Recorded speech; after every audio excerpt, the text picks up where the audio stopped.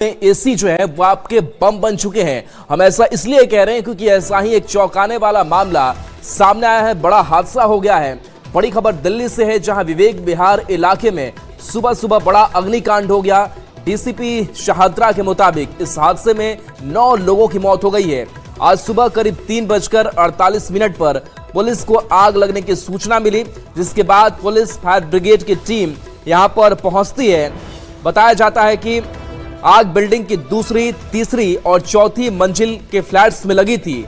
Rescue operation के दौरान 10 से 15 लोगों का रेस्क्यू किया गया, उन्हें बाहर निकाला गया, जिनमें से 2 घायल थे और उन्हें जीटीबी अस्पताल में भर्ती कराया गया है। आशंका है कि एसी में ब्लास्ट की वजह से बिल्डिंग में आग लगी थी। तो इस हादसे ने 9 लोगों की जान ले ली है।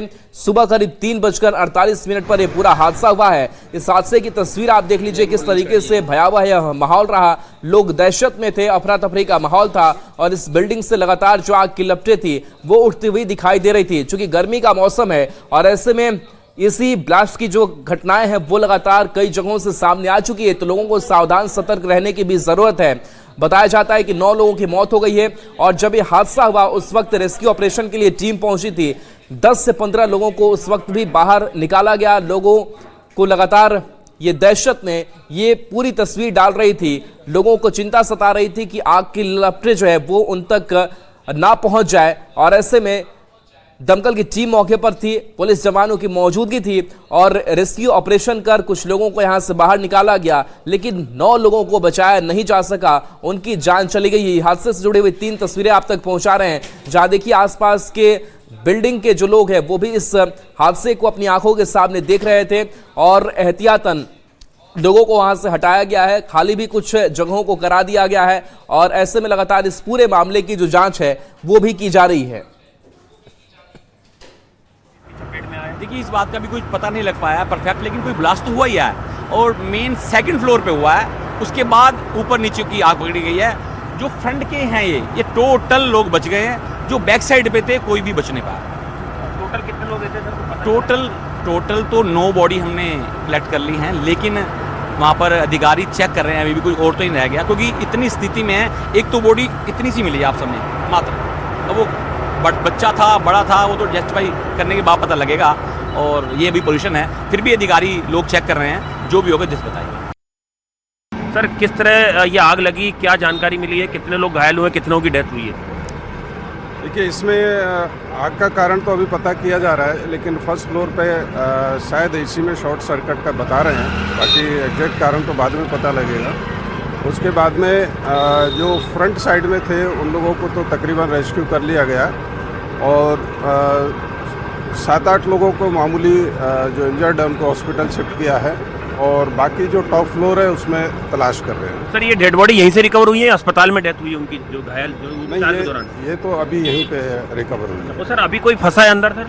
हाँ, अभी कोई नहीं फंसा, पूरी तरह काबू में है। कितने फ्लोर की बिल्डिंग थी सर, कितने लोग रहते होंगे? ये 4 स्टोरी बिल्डिंग है। अभी इसमें कितने रह रहे हैं इसका पता कर रहे हैं, क्योंकि ये टोटल 800 गज का एक प्लॉट है जिसमें 400 गज के फ्लैट्स बने हुए हैं, फ्लोर है, उसी में लोग रह रहे हैं। सर, एक आखिरी सवाल सर, ये जो डेथ हुई है ये कितनी उम्र के लोग हैं, क्या लोग हैं, कितने लोग हैं? अभी वो सर्टेन कर रहे हैं बातचीत करके और उसमें देखा जाएगा कि किसकी बॉडी है। उनके परिवार वालों को बुलाया जाएगा। ये हाँ, लेडीज, हाँ वही है कि सब अधिकतर कंकाल में कुछ परिवर्तित हो चुकी हैं बॉडियाँ, तो इसलिए अब ये डीएनए के माध्यम से ही चेक किया जा सकता है कि भाई ये किसका है। लेकिन फ्लोर पर जिस मिली है, जहाँ बॉडी मिली है, वो बाकायदा फोटोग्राफ्स प्रॉपर तरीके से पुलिस ने अपने पास ले लिए हैं, तो दैट उससे भी एक आसानी होगी लिंक करने में कि किसकी परिवार के सदस्य गए हैं। अब यूपी के सिद्धार्थ नगर से खबर है, जहां पर पानी के टंकी पर फंसे 2 बच्चों का सकुशल रेस्क्यू कर लिया गया है। बताया जा रहा है कि यहां पर हेलीकॉप्टर के जरिए ये रेस्क्यू अभियान चलाया गया। यहां पर रेस्क्यू की ये तस्वीरें आप देखिए। 16 घंटे के मशक्कत के बाद दोनों बच्चों को सुरक्षित हेलीकॉप्टर से रेस्क्यू किया गया है। गोरखपुर से सेना का हेलीकॉप्टर सुबह 5:20 पर घटना स्थल पर पहुंचा। करीब 15 मिनट तक रेस्क्यू ऑपरेशन चला। रेस्क्यू कर सेना के जवानों ने दोनों बच्चों को गोरखपुर ले गए। बारिश की वजह से पानी की टंकी तक गाड़ी को पहुंचने में दिक्कत आ रही थी, तब प्रशासन ने सेना से हेलीकॉप्टर की मदद ली। मौके पर डीएम, एडीएम, अपर पुलिस अधीक्षक एसडीएम, सीओ सदर सहित अन्य पदाधिकारी भी मौजूद रहे। बता दें कि 30 साल पुराने पानी की टंकी पर चढ़ने से मना किया गया था, लेकिन 5 बच्चे चढ़ गए थे। सीढ़ी टूटने से 3 बच्चे नीचे गिर गए थे, जिसमें एक की मौत हो गई थी, जबकि 2 बच्चों का इलाज चल रहा है। वहीं 2 बच्चे फंसे हुए थे, जिन्हें ड्रोन की मदद से खाने पीने का सामान पहुंचाया जा रहा था। आज सुबह सेना के हेलीकॉप्टर की मदद से दोनों को सुरक्षित निकाल लिया गया है। सीएम योगी ने देर रात संज्ञान लिया था। सीएम योगी ने बच्चों के रेस्क्यू के लिए हेलीकॉप्टर की व्यवस्था कराई थी। इसमें हम धन्यवाद देते हैं माननीय मुख्यमंत्री जी कार्यालय से, जहां से कोऑर्डिनेशन करके आज गोरखपुर एयरफोर्स की टीम यहां पे सुबह उपलब्ध हुई और हम लोगों ने बच्चों को सक्सेसफुल रेस्क्यू किया है। अब उन लोगों का इलाज भी से कराया जाएगा। सर 16 घंटे लग गए, मतलब ऐसा कहा जा रहा है कि क्या ये डिसीजन अगर कुछ पहले हो जाता? नहीं, ये रोड बनाने हमारी पूरी गोरखपुर से फायर की टीम आई थी, जिसके पास सारे इक्विपमेंट्स थे, बट क्योंकि कल मौसम भी खराब था और जैसा आप देख रहे हैं मिट्टी बहुत दलदल है, तो उस वजह से वो गाड़ी नहीं अंदर आ पाई थी। तो और बच्चों को उसी दौरान जितना भी बच्चों के लिए पानी और कुछ स्नैक्स की व्यवस्था हम लोगों ने करा दिया था ड्रोन के माध्यम से, और बच्चे भी स्वस्थ हैं। और देखिए, जेडीयू नेता निशांत कुमार आज से सद्भाव यात्रा पर निकल रहे हैं। पश्चिम चंपारण से इसकी शुरुआत हो रही है और इस यात्रा को खास बनाने के लिए एक जो विशेष रथ है वो भी बनाया गया है। और इस रथ की अपनी खासियत है, जिसमें सवार होकर के निशांत अलग अलग जगहों पर जाएंगे। इसी रथ से निशांत बिहार यात्रा पर निकलेंगे। निशांत की यात्रा रवाना होने के पहले शंख बजाकर निशांत का स्वागत किया गया। नीतीश कुमार से आशीर्वाद लेकर निशांत कुमार निश्चय रथ पर सवार होकर चंपारण रवाना होंगे। रथ की खासियत क्या है, इसकी पूरी जानकारी दे रहे हैं न्यूज 18 संवाददाता आनंद अमृतराज। सबको साथ लेके चलना, अमीर हो, गरीब हो, दलित हो, अति पिछड़ा हो, अल्पसंख्यक हो, सबको साथ लेके चले। सबके साथ प्रेम का भाव रहे, भाईचारे का भाव रहे। गांधी जी ने भी चंपारण की धरती से अपना पहला सत्याग्रह किया था। पिताजी ने भी सारी यात्राएं वहीं से की। मैं भी अपनी वहीं से यात्रा शुरू कर रहा हूँ। इसका उद्देश्य संगठन को मजबूत करना, अपने कार्यकर्ता भाइयों से मिलना, उनकी बातों को सुनना। और तो निशांत कुमार आज से सद्भाव यात्रा पर निकलने वाले हैं। ये उनके लिए विशेष रथ तैयार हो गया है और रथ के अंदर क्या तस्वीर है हम आपको दिखाते हैं। बाहर से तो आपने देखा कि बहन बेटियों के सपने साकार, और नीतीश कुमार के नाम से ये कोट लिखा हुआ है। जाहिर तौर पे भी उन्होंने बिहार के विकास के साथ साथ जो महिलाओं के लिए जो विकास कार्य किए हैं उसकी तस्वीर यहाँ पे दिखाई जा रही है। और अंदर से हम आपको तस्वीर दिखा रहे हैं। देखिए अंदर से ये रथ कैसे बनकर तैयार हुआ है। इसमें 3, 2, 5 और एक और आदमी बैठ सकता है, 6 सीट है। और इसके साथ ये क्या है, बाथरूम। अच्छा, ये अंदर से लैट्रिन बाथरूम इसमें है। और ये कुछ जगह है जहाँ से ये लिफ्ट है। ये मनीष इधर है, दिखाएं, ये लिफ्ट बनकर तैयार किया गया। इसके अंदर से ही लिफ्ट के सहारे ऊपर आएंगे और लिफ्ट के सहारे ऊपर जाएंगे। और जब जहाँ पर भी जनता से मिलना होगा ऊपर से ही लोगों का अभिवादन करेंगे। तो ये विशेष रथ इसी वजह से तैयार किया गया है और इसमें तमाम सुविधाएं दी हुई हैं। और ये सुविधा से आप समझ सकते हैं कि इस रथ को विशेष तौर पे तैयार किया गया है ताकि जब निशांत अपनी यात्रा के दौरान जब इस रथ से सवार होकर लोगों के बीच में जाए तो तमाम सुविधाएं इसमें रहे। जाहिर तौर पर ये रथ विशेष तौर पे इसी के लिए तैयार किया गया है। और इसके ऊपर नीतीश कुमार भी इस रथ से चुनाव प्रचार कर चुके हैं और इस रथ में तमाम निश्चय रथ इसका नाम दिया गया है, लेकिन यात्रा का नाम होगा सद्भाव यात्रा।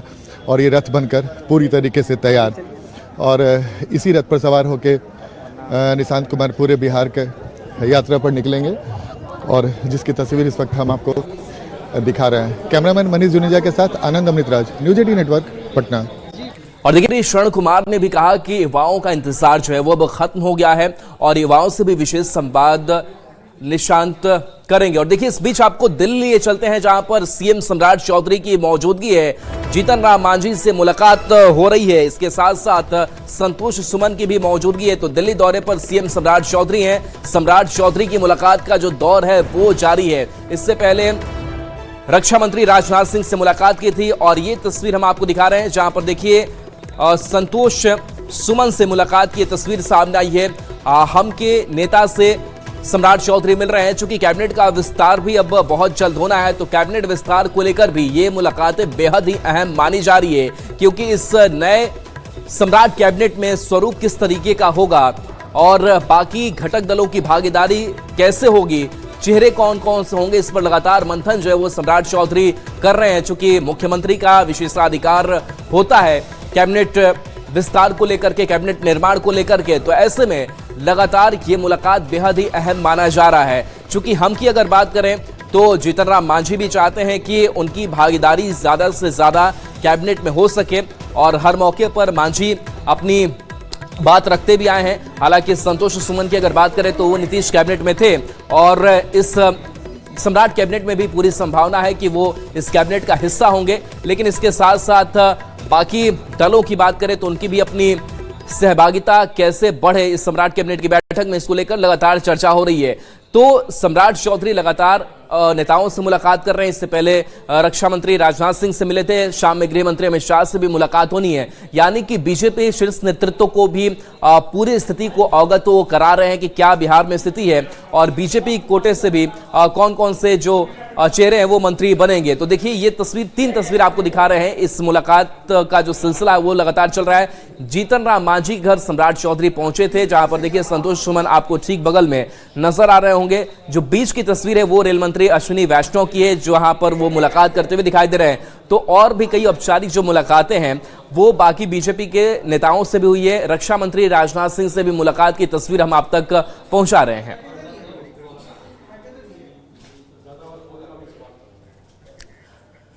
अब आपको मोतिहारी के एक स्कूल की तस्वीर दिखाते हैं, जिस स्कूल में छोटा सा कमरा है और उसी कमरे में कई बच्चे एक साथ पढ़ाई कर रहे हैं। परेशान है छात्र, लेकिन करे तो आखिर करे क्या, एक रिपोर्ट आपको दिखाते हैं।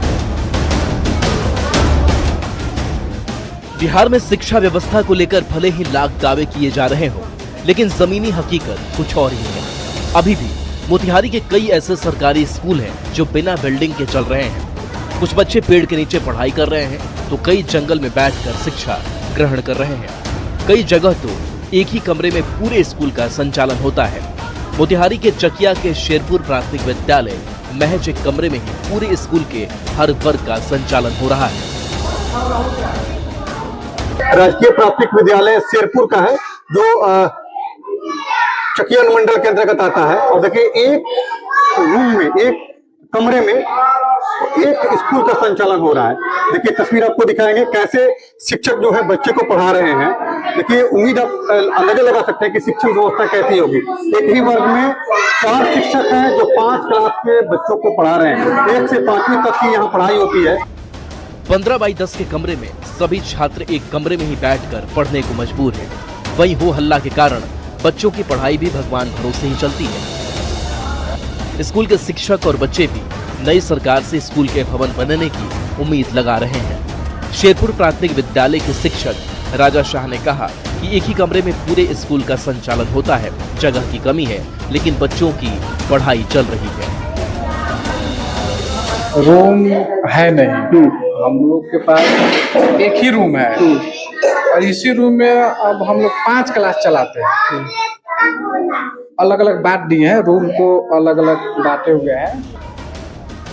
स्कूल के शिक्षिका रीमा कुमारी ने भी कहा कि स्कूल भवनहीन है, एक ही छोटे से कमरे में पूरे स्कूल का संचालन होता है। वहीं छात्र राजू कुमार और सुभाष कुमार ने कहा कि स्कूल के पास बिल्डिंग नहीं है। उन्होंने सरकार से स्कूल का भवन बनवाए जाने की गुहार लगाई है। बहुत ज्यादा परेशानी होती है, एक क्लास से दूसरे क्लास की डिस्टरबेंस होती है। अभी तक भवन नहीं बना है? नहीं, अभी तक भवन का कोई ये नहीं है। क्या परेशानी होता है सर? बहुत हल्ला होता है। हल्ला होता है, पढ़ाई ठीक से नहीं हो पाता होगा। Yes sir. उम्मीद है कि नई सरकार बनी है तो स्कूल का भवन भी बन जाएगा, लेकिन जो शिक्षा व्यवस्था है वो जमीनी हकीकत कुछ और है। बच्चे परेशानी का सामना करना पड़ रहा है, शिक्षकों को भी परेशानी का सामना करना पड़ा है और वैसी स्थिति में शिक्षण व्यवस्था जो है वो भगवान भरोसे ही चल रही है। अनिश कुमार, न्यूज़ 18 मोतिहारी।